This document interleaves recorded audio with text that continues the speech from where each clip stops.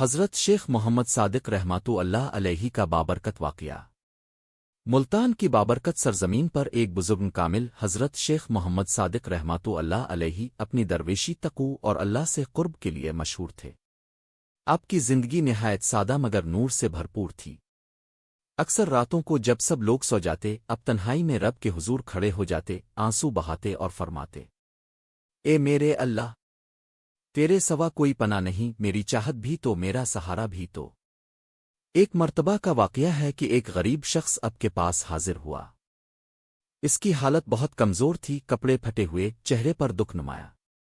وہ عرض کرنے لگا، حضرت، کئی دن سے میرے بچے بھوکے ہیں، مزدوری بھی نہیں مل رہی، دل ٹوٹ گیا ہے۔ حضرت شیخ محمد صادق نے اس کی طرف محبت بھری نظر سے دیکھا، اپنا ہاتھ اس کے سر پر رکھا اور فرمایا، اللہ مایوس دلوں کو سب سے پہلے دیتا ہے، بس یقین مضبوط رکھ۔ اپنے گھر کے ذخیرے سے جو کچھ تھا، چند روٹیاں، کچھ آٹا اور چند سکے، سب اس کے ہاتھ پر رکھ دیے۔ وہ روتے ہوئے بولا، حضرت، آپ نے تو اپنا سب کچھ دے دیا۔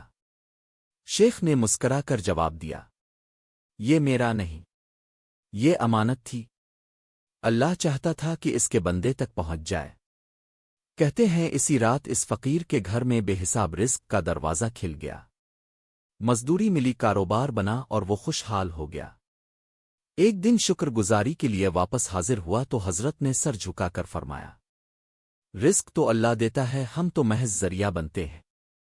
سخی وہ ہے جو دے کر بھول جائے اور لینے والا شکر کر کے نہ بھولے۔ یہ واقعہ ہمیں یہی سبق دیتا ہے کہ اللہ کے مقرب لوگ دنیا کے مال کے نہیں، دل کے امیر ہوتے ہیں۔ وہ دوسروں کے دکھ درد بانٹتے ہیں اور رب ان کے ہاتھوں سے خیر تک